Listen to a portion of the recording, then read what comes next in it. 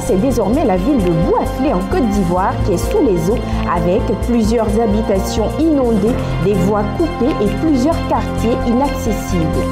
Un jeune peintre sud-africain de 36 ans, Nelson Makamo, a décidé de célébrer les femmes sud-africaines à travers ses œuvres, des œuvres naturelles et pleines de réalisme. Et enfin, en sport, nous irons à la découverte de Christ Wamba, un migrant congolais basketteur en Grèce qui aujourd'hui a réalisé son rêve d'enfant. Débutons en religion avec l'excellence qui a été célébrée à l'église protestante évangélique Cité des Vainqueurs située dans la commune de Yopougon et dirigée par le pasteur Avid Blessing. Une journée de l'excellence qui a été organisée en l'honneur des élèves de classe du CP1 à la terminale. Reportage.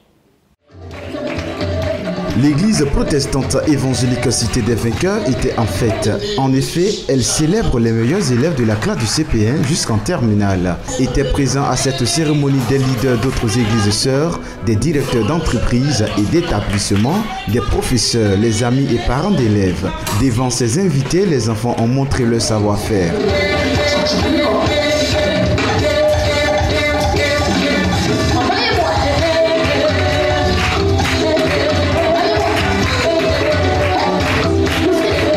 Le président du comité d'organisation, le frère Alain Kwamena, ce fut le tour du père de la maison en la personne de l'apôtre Avid Blessing de présenter la vision de cette cérémonie. Pourquoi une journée d'excellence dans une église? Quelqu'un pouvait poser la question. Mais à la réponse à cette question, je pourrais dire ceci simplement. Parce que l'église doit être celle qui a les paroles de décision, parce que tous ceux qui sont dans l'église, s'ils ont des bonnes positions dans le tissu social, ils peuvent parler et l'église sera forte. C'est pour cela que nous avons besoin des DG chrétiens. Nous avons besoin des patrons d'entreprises chrétiens. Nous avons besoin d'investisseurs chrétiens. Nous avons besoin de plusieurs chrétiens à certains niveaux de la vie sociale. Pourquoi à l'église? Parce que nous croyons que le mérite doit être encouragé. Le mérite doit être encouragé. Et encourager un enfant qui a travaillé, c'est lui demander de faire mieux. Rappelons qu'ils étaient au total 30 élèves, dont 11 admis au bac, 8 au BEPC et 8 admis en 6e. Et les meilleurs des classes intermédiaires ont reçu des kits scolaires. L'avenir de demain, c'est nos enfants. Et honorer les enfants par rapport à leur mérite, c'est dire au Seigneur que l'excellence doit être au centre de tout ce que nous faisons. Oui, nous avons célébré les enfants pour leur donner le courage d'être boostés en cette année académique 2018-2019 qui est ouverte. En tout cas, que Dieu bénisse la Cité des Vainqueurs, que Dieu bénisse les directeurs qui sont venus, les chefs d'entreprise qui sont venus, les professeurs qui sont venus, et vraiment la fête fut très belle. Rendez-vous l'année prochaine pour une autre journée de l'excellence. La 8e édition de l'événement Espace des adorateurs a eu lieu récemment dans la commune de Yopougon. Le peuple de Dieu venu massivement à cette rencontre a adoré le Seigneur Jésus-Christ et a vécu un moment intense d'adoration dirigé par plusieurs chantres invités, dont le chantre Nestor David, initiateur de cet événement. Comme tous les derniers vendredis du mois, le peuple de Dieu s'est encore mobilisé à ce programme des adorateurs du Seigneur Jésus-Christ. 2 heures d'intimité profonde dans l'adoration. Les enfants de Dieu, conduits par les chantres de l'Éternel, ont traduit en acte le verset de Jean chapitre 4, verset 23, qui dit « Les vrais adorateurs adoreront le Père en esprit et en vérité, car ce sont là les adorateurs que le Père désire. »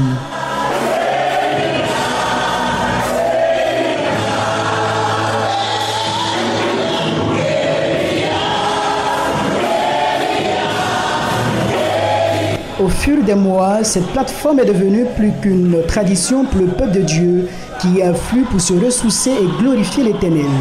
Pour cette édition, l'initiateur de ce moment intense de louange a traduit toute sa reconnaissance au Seigneur pour la réussite de ce moment. Nous bénissons le Seigneur. Nous venons de finir notre 8e séance d'adoration et nous avons vu la main de Dieu à l'œuvre. Les chantres et moi, nous voulons dire merci au peuple de Dieu qui s'est déplacé de façon massive pour venir adorer Dieu. Et nous voulons aussi vous inviter, vous qui nous suivez, vous qui n'avez jamais participé à ces moments d'adoration. Nous vivons des choses extraordinaires à l'espace des adorateurs. Chantres et fidèles se retrouveront à nouveau le 5 octobre prochain pour une autre édition spéciale de l'espace des adorateurs, toujours à Astoria Palace dans la commune de Yopougon.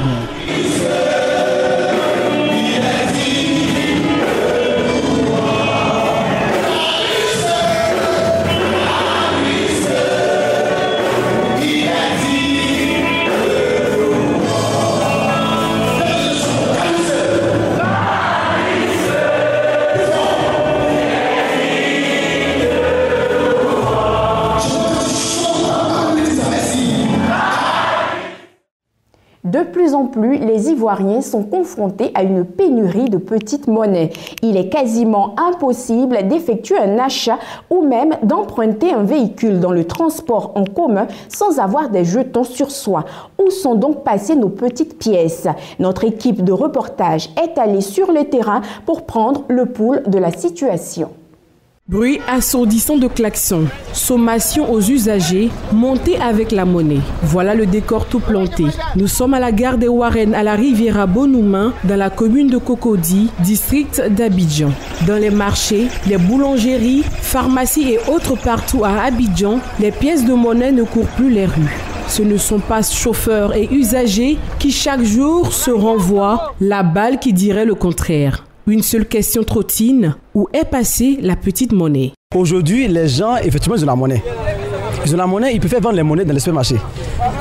Ils vendent les monnaies. Parce que quand tu as la monnaie, quand tu vas dans les supermarchés, tu fais des achats et on te donne encore des bonus. Et donc, ils ont la monnaie, mais ils ne veulent pas donner. À un moment, j'ai appris à la télévision que ceux qui vendent la monnaie, là, on va les sanctionner. Mais ça continue. Il paraît qu'il y a un monsieur ancré là-bas. Il est dans sa maison. Et puis, il vous appelle et puis il vient vous pâter prendre la monnaie. Alors, je ne comprends rien. Les gens vendent en cachette, même au 220. La fois dernière, j'ai vu les jeunes là. Je leur ai dit, mais ne vendez pas, on dit de ne plus vendre. Il dit, ah maman, nous on gagne 5 francs. Mais ce n'est pas normal. Les pièces de monnaie qui favorisent les échanges entre vendeurs et acheteurs se font de plus en plus rares. Les jetons sont devenus un luxe. Certains commerçants accusent. Le problème de monnaie là, il y a d'autres clients qui montent, il a monnaie, il ne va pas donner. Il s'assoit sur monnaie là, d'autres mais ils montent et puis il encaisse les autres. Tu demandes pardon, monter à la monnaie. Il monte, il encaisse les autres clients et puis il en prend toutes ces monnaies là, il empoche, il s'en va avec. Donc, et s'associer derrière nous comme ça, pardon, monter à la monnaie, monter à la monnaie. Il va monter, il va t'asseoir. Si tu dis qu'il descend, il est passé. L'un des chefs de gare à Bonoumen ne cache pas son mode de fonctionnement au quotidien pour contourner les difficultés et les raisons du refus de la pièce de 250 francs en voie de disparition sur le marché. Donc, toujours, il n'y a pas là. Même hier soir, il était là, il n'y a pas là. C'est moi qui ai intervenu. Il y a plus de 500, il y a cherché monnaie, il y a 2 clients, il est parti pour ne pas avoir du secours. Le plein de 250 là, on dit non, qu'elle n'en prend pas. Même quand tu vas à la station, les gars refusent de prendre. Hein. Moi-même, plusieurs fois, il y a ça à la maison. Jusqu'à après que 5 000, les gars refusent de prendre. Donc ça fait que quand ils viennent chez le chauffeur, ils ont raison. Ouais, tu prends quelque chose, tu arrives à la station, on dit non, elle va à la banque. Il dit non, nos patrons, il faut en prendre. Même à la banque, c'est la même chose.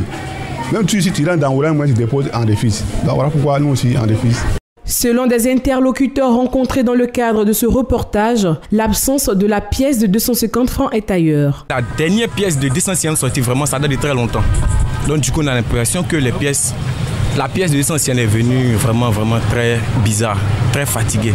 Donc vu cela, si on pouvait avoir peut-être la création de nouvelles pièces de 250, peut-être que ça pourrait favoriser la population à utiliser cette pièce, à reprendre cette pièce. Si un communiqué officiel de la Banque centrale des États de l'Afrique de l'Ouest, BCAO, a relevé n'avoir jamais annoncé la non-utilisation de la pièce de 250 francs, toujours est-il que la situation persiste, tout comme la rareté des pièces de monnaie source de nombreux désagréments. Aussi, des mesures idoines doivent-elles être envisagées pour mettre un terme à cette situation qui ne fait que perdurer aux grandes dames des populations abidjanaises.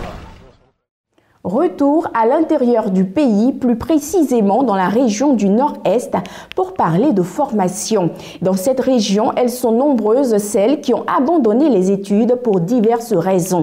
Elles, ce sont les jeunes filles qui ont décidé d'embrasser le métier de couturière.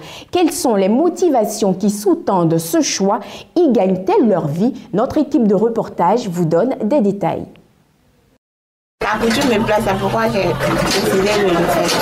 J'ai laissé les études pour faire la couture. Je me sens à l'aise dans la couture. Ils m'en sont très bien. C'est moi qui ai choisi de couture parce que ça me plaît bien. Je me sens bien, je suis à l'aise parce que le métier là, ça me plaît beaucoup. Comme Marie et Déborah, elles sont nombreuses au niveau de la région de Gontogo qui, n'ayant pas réussi dans les études ou dans d'autres secteurs d'activité, se sont converties au métier de couturière. Par amour et par passion. Sans réserve, elles se donnent corps, âme et esprit afin de réussir dans ce qu'elles ont choisi. À l'image de Rachel Koumon, qui depuis 1999 est dans ce métier. Lorsque je partais à l'école, je découpais les feuilles. En tout cas, je dessinais les robes, les camisoles, je découpais. Donc, j'ai continué les études jusqu'en 3e. C'est là que j'ai jeté l'éponge, puis j'ai pris part à la formation. J'ai fait 4 ans. J'ai fait ça à Abidjan. Mes parents ont les moyens, mais moi, j'ai aimé la couture. Je suis installée à mon propre compte, ça fait au moins 8 ans. Selon Rachel Koumon, ce métier nourrit son homme et elle se sent totalement épanouie. Bon, ça varie de 3 000 à 8 000, 15 000. Voire même 70 000, 100 000. Parce que je fais les tenues de mariage aussi. Les tenues, ça va jusqu'à 150 000. Présentement, j'ai 8 filles, 8 apprentis. En tout cas, les gens passent la commande chez moi. En tout cas, ça marche. Ça me permet de nourrir ma famille, de m'occuper de mes... En tout cas, de m'occuper de mes enfants. Je n'ai pas de problème. La femme, son premier mari, c'est son travail.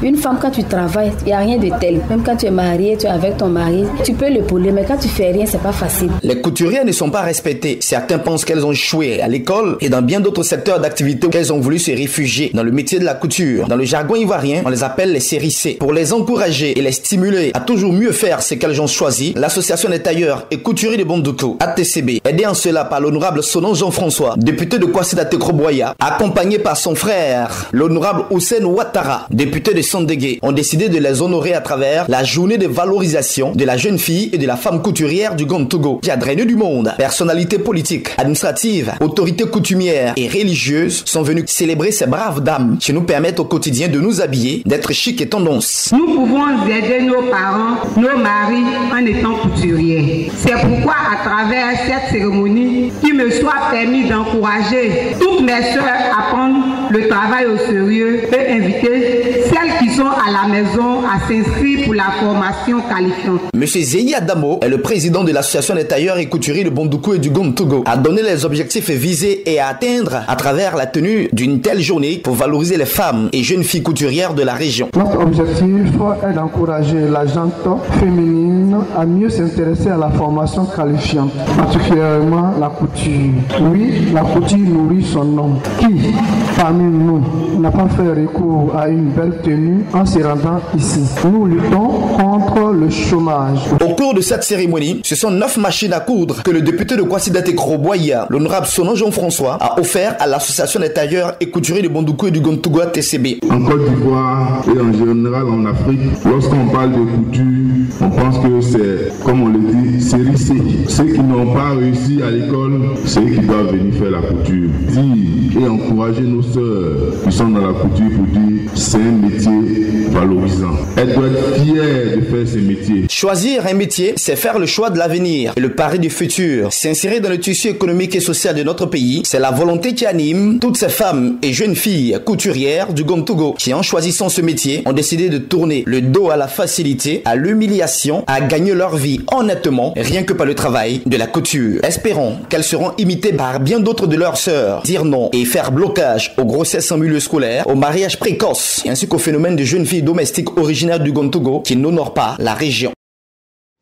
Après la ville de Zieunula, ici en Côte d'Ivoire, c'est la ville de Boisflé qui est maintenant sous les eaux. La Maraoué est également sortie de son lit. Des habitations sous les eaux, des voies coupées en deux, plusieurs quartiers inaccessibles. Les eaux continuent leur montée, menaçant toute la ville et ses environs. C'est un véritable essor que connaît le secteur du cacao en Côte d'Ivoire. Désormais certifié et labellisé commerce équitable, les primes accordées en plus du prix conventionnel fixe ont amélioré les conditions de vie de nos producteurs. En Côte d'Ivoire, la production de cacao certifié, labellisé commerce équitable, connaît un développement rapide.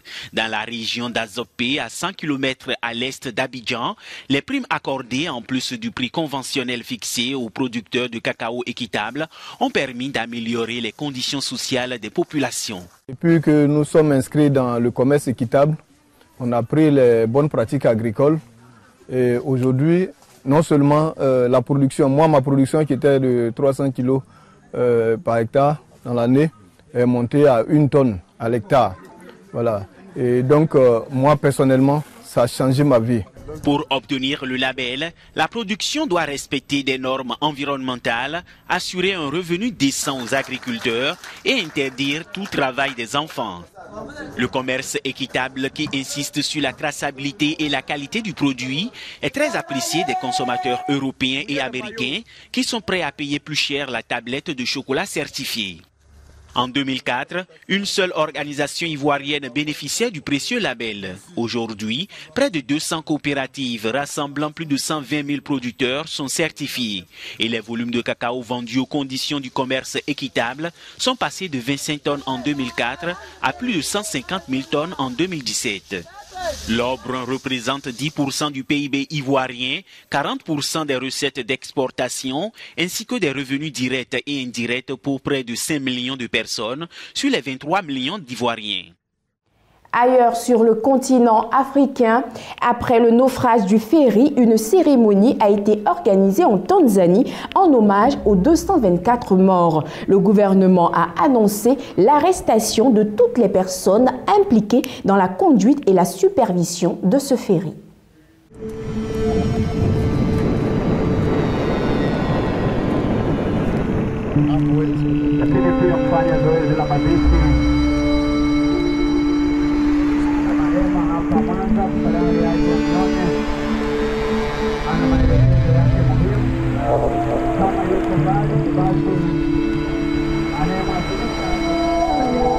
Ninaomba tena tuendelee kumwomba Mwenyezi Mungu awaponye haraka majeruhi wote ili waungane nasi katika maisha ya kawaida na azipumzishe roho za wapendwa wetu wote waliotutoka mahali pema peponi. Amina.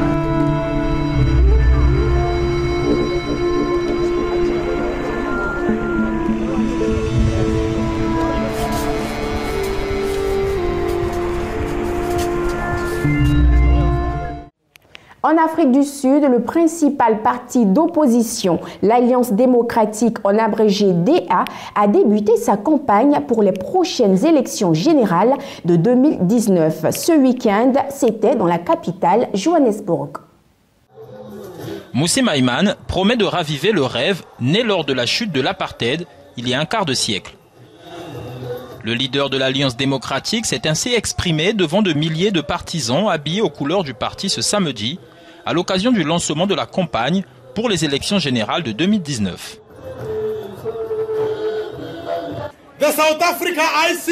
L'Afrique du Sud que je vois aujourd'hui n'a rien à voir avec celle dont nous rêvions en 1994.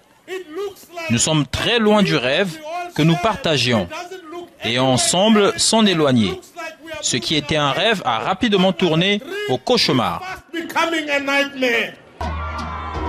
Après avoir dressé un bilan amer du règne du Congrès national africain, ce trentenaire révolu s'est prononcé sur l'épineuse question des terres en réaffirmant sa détermination à faire respecter les droits de propriété des Sud-Africains noirs.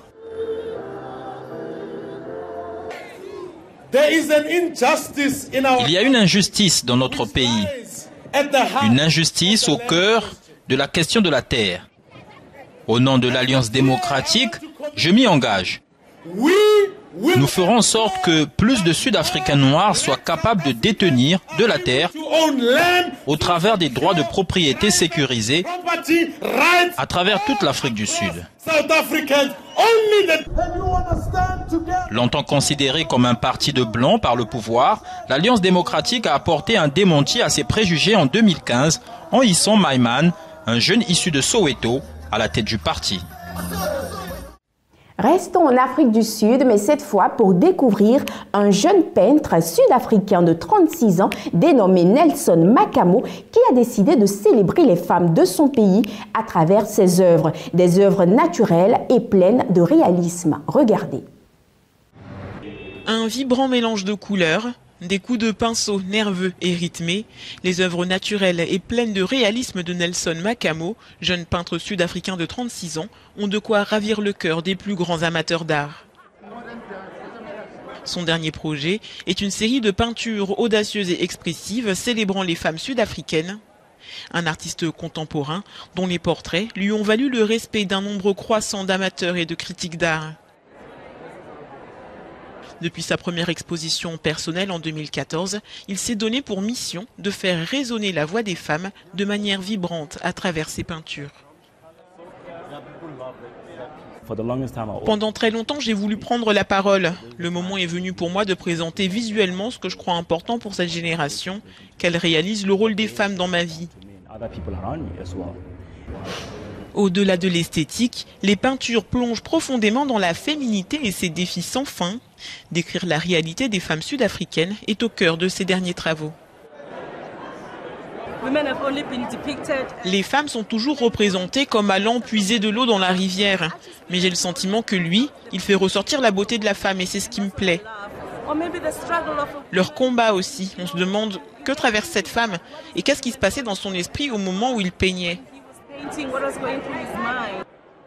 Makamo a dévoilé certaines de ses toiles lors du Salon d'art de Johannesburg, un événement annuel qui constitue l'une des principales attractions du calendrier des arts visuels du continent. Ses œuvres s'écoulent à un prix moyen de 4 000 $ par peinture. Cela fait une énorme différence quand la discussion sur la valeur des femmes, quand le dialogue est initié par des hommes. Cela a plus de poids parce que nous vivons dans un monde d'hommes, on ne peut pas le nier. Donc, si ce sont eux qui repoussent les limites, qui engagent cette conversation, il y aura certainement des changements. Nelson Makamo s'est imposé comme une icône de l'art et une source d'inspiration pour les jeunes artistes sud-africains. 4 morts, dont 2 hommes âgés et 2 sœurs, après les pluies diluviennes qui se sont abattues dans le nord-est de la Tunisie. Des pluies torrentielles sont tombées samedi sur le Cap Bon, dans le nord-est de la Tunisie. D'impressionnantes inondations ont causé la mort de 4 personnes et fait d'énormes dégâts. L'eau est montée jusqu'à 1,70 m dans certains quartiers de la ville côtière de Nabeul. De nombreux ponts et routes, des commerces et véhicules ont été endommagés. Des commerçants ont pu constater un puissant dimanche matin l'ampleur des dégâts dans leurs boutiques. Les réseaux téléphoniques sont restés coupés dans une partie de cette péninsule. Dans la région, les cours seront suspendus dans certaines écoles lundi. Les États membres des Nations Unies se sont réunis depuis ce lundi au siège de l'institution à New York aux États-Unis pour la 73e Assemblée générale. Sur la liste de la pléthore de sujets qui seront évoqués à cette rencontre mondiale figurent en bonne place des dossiers africains brûlants. La 73e Assemblée générale de l'ONU, à laquelle affluent déjà des dirigeants du monde entier, devrait de nouveau se pencher sur les crises du continent africain. Aujourd'hui, 24 septembre 2018, le monde entier célèbre la journée mondiale contre les brevets logiciels. Le 24 septembre 2008, une coalition de plus de 80 sociétés du secteur de l'informatique a déclaré le 24 septembre de chaque année comme étant la journée mondiale contre les brevets logiciels. Cette initiative fait suite à une action initiée par le Parlement européen depuis le 24 septembre 2003 en adoptant une série d'amendements destinés à limiter la portée du droit des brevets et ainsi protéger les petites et moyennes entreprises. Un mot de sport dans ce journal avant de le terminer avec Christ Wamba, un migrant congolais basketteur en Grèce. C'est en 2015 et dans des conditions difficiles qu'il quitte son pays natal, le Congo, avec en poche un ballon de basket pour atterrir en Grèce. Aujourd'hui, ce jeune passionné de basketball, Christ Wamba, a réussi à réaliser son rêve d'enfant. L'histoire de la vie et le talent de Christ Wamba suscitent de l'intérêt. Ce jeune homme de 18 ans qui vit en Grèce se souvient encore de la pauvreté dans son Congo natal où l'estomac vide, il est resté accroché à sa passion pour le basketball, jouant sans chaussures à s'écorcher les pieds. En 2015, il quitte son pays avec un ballon de basket, empruntant la route périlleuse de nombreux migrants qui tentent de rejoindre l'Europe, traversant la mer Égée de la Turquie à la Grèce dans une embarcation périlleuse. Il est repéré dans un camp de réfugiés. Le jeune homme postule pour le club grec Aris de Thessalonique. L'entraîneur-chef du club est surpris de l'arsenal de compétences de Wamba, ainsi que de ses traits de caractère et le prend sous son aile. Au camp de réfugiés, vous ne pouvez pas sortir. Pendant les 3 mois que j'étais dans ce camp, je m'entraînais seul. Je courais tout le temps, je n'avais rien à faire. Et lorsqu'ils m'ont donné la permission avec une carte pour me permettre de sortir et de marcher dans la ville, je pouvais aller au terrain de basketball, courir, m'entraîner tout seul, et tout est parti comme ça. Christ Wamba a créé son profil sur le réseau de basketball Atlenda, qui réunit des professionnels du basketball de toute la planète, avec l'ambition de jouer un jour à la NBA. Toute chose concourt au bien de ceux qui aiment Dieu. Merci de votre aimable attention. Ce journal a été préparé par l'ensemble de la rédaction. À très bientôt sur Béni TV.